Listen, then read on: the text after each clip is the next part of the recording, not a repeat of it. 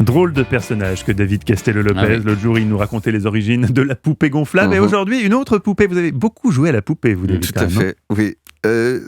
Quand on est un petit garçon, c'est dur d'avoir des informations sur la zézette des filles.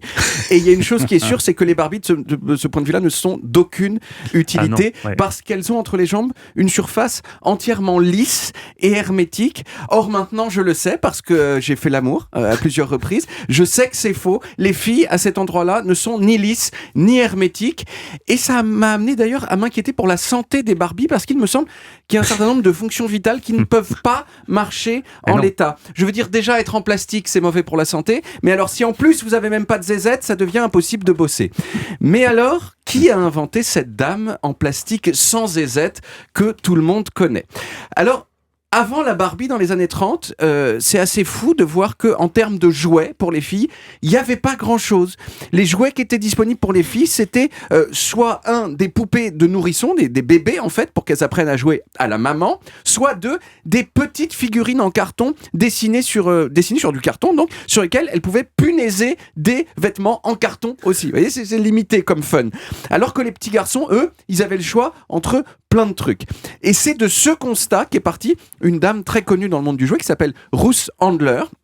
Ruth Handler, c'est l'une des fondatrices de l'entreprise Mattel. Ils étaient 3 au départ dans l'entreprise. Ruth Handler, Elliot Handler, son mari, et un 3e gars qui s'appelait Harold Matson. Et le nom Mattel, c'est quoi ? C'est le Matt de Matson et le L de Elliot, et ça fait Mattel. Et on se rend compte quand même au passage que Ruth s'est fait un petit peu bolosser, puisque son nom, elle, ne fait pas partie de la marque. Alors Mattel, ça a été créé en 1945. Ils ont eu assez vite du succès avec des jouets pour garçons, et notamment des mitraillettes en plastique, aussi parce qu'ils ont eu l'idée de faire leur marketing directement aux enfants et non pas aux parents. En fait, de faire des pubs qui s'adressaient aux enfants, et les enfants disaient ensuite aux parents je veux la mitraillette qui fait... Voilà. Et Ruth, elle se disait quand même que ce serait cool que les petites filles, elles puissent quand même jouer avec autre chose que des poupées de bébé et des morceaux de carton. Ce qu'elle voulait, elle, c'était créer une poupée qui ressemblait à une femme adulte pour les petites filles. Et elle s'est inspirée pour ça d'une poupée allemande qui s'appelait Bild Lilly, et qui, franchement, c'est une poupée des années 50, et qui franchement ressemble comme 2 gouttes d'eau à Barbie. Hein. C'est d'elle que se sont inspirées, mais c'est vraiment comme 2 gouttes d'eau. En plus, c'est une copie, donc. C'est une presque copie, quoi. Vous le dites, le service juridique de Mattel nous écoute. Non, ils sont au courant eux-mêmes, je pense qu'ils l'ont dit. Hein. Elle faisait à peu près 30 cm, vous voyez, à peu près comme la Barbie, toute mince, de la poitrine, etc. Mais Bild Lilly, ça peut paraître bizarre, mais c'était une poupée pour adultes.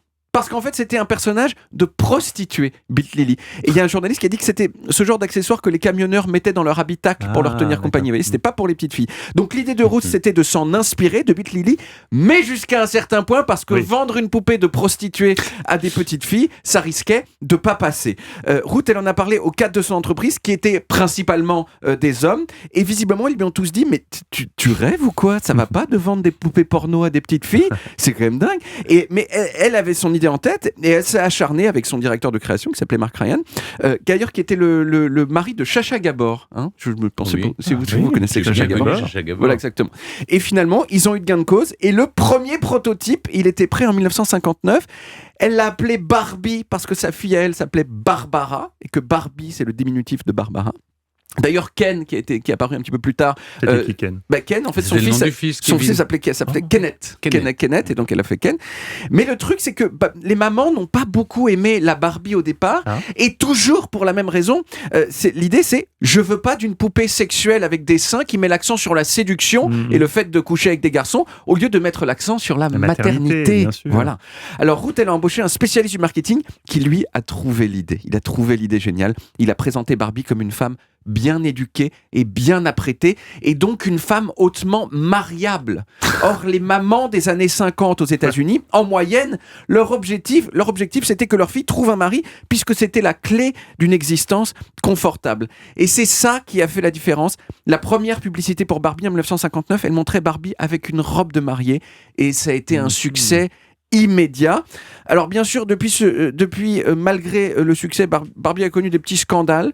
En 1965, par exemple, ils ont sorti une Barbie soirée pyjama avec plusieurs petits accessoires de poupée, dont une balance qui indiquait perpétuellement 50 kilos. Voilà, ce qui est quand même assez mince.